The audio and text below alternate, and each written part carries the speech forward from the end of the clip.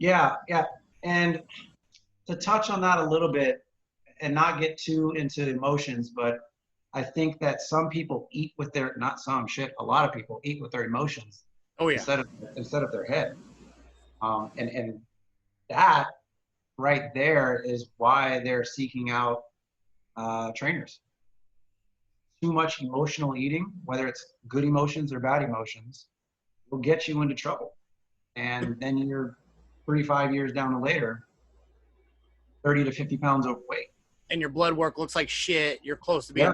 diabetic. Your cholesterol, bad cholesterol's up. You know, you might have gout. All kinds of stuff could happen. What do Yeah. you, when you notice people are emotionally eating, because I've done videos on this theory before, like what do you usually do to try to get them to stop, or what epiphany do you try to have them make? Yeah. So I have had clients who I found out we're on a good roll, we're progressing well, we're checking in, we're losing weight, or we're gaining muscle, and then all of a sudden, fuck it. They disappear. It just disappears. They're missing their sessions. And I'm like, okay, I'm a concerned trainer. I want to know how my client's doing. I got to call you or I got to text you. And I find out, I ate an entire bucket of ice cream last night because this guy I was dating dumped me. I'm like, holy crap. Like, you just threw away your life goals for some dude or some chick, So yeah, it happens. I know it happens, but you fall off and get the fuck back up on, dust yourself off, and let's go. I usually say something like, well, after you ate the ice cream, did your boyfriend come back? No. Then why'd you eat the ice cream? It seems simple, but for some reason you can't make that connection. It's like, I eat because this happened. Did that eating fix that problem? No, then stop fucking eating. The question I was going to ask, which relates to that, is, you know how when your blood sugar gets low, you low carb, you start feeling like shit. Like every little thing pisses you off just because your girlfriend didn't text back as fast as she did because she's at work. All of a sudden you just let the snowball build in your head and you lose your shit. And then you eat something, you eat some carbs, where you're like, man, I feel better. Now you've made this emotional connection that eating feels good. And I think when people do it, because the way people eat now, they'll eat once or twice a day. So they probably eat when they're feeling like shit and they start feeling good for a little bit. And they start relating, oh, when I eat, I feel good. It's almost like when I drink, my problems are gone.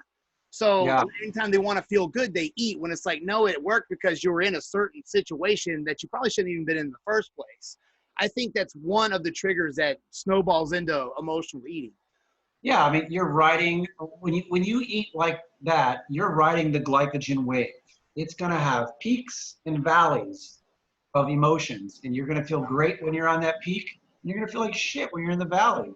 And so that's kind of where I try and work with my clients to have them metabolize that diet better, so that they don't have such horrible feelings constantly throughout the day, and you can get to eat more consistently and not eat shit irregularly.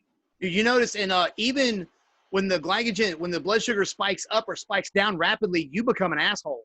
Like even when if you didn't eat and then eat a bunch of sugar, like you're going to be an asshole. Like the spikes cause the mood swings.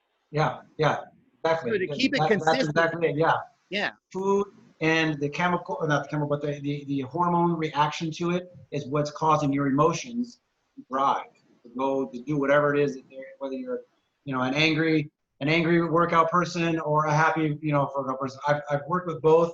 Me personally, when I'm feeling good and I've got good amount of sugar in me, I'm fucking happy as hell. But I also have worked with some people who feel it's necessary to be angry when they are training all the time. Uh, Each their own. Each their own. as long as my blood sugar stays consistent, whether it's low or high, so as long as the protein, the vegetables, the carbs are all evened out, I'm usually good.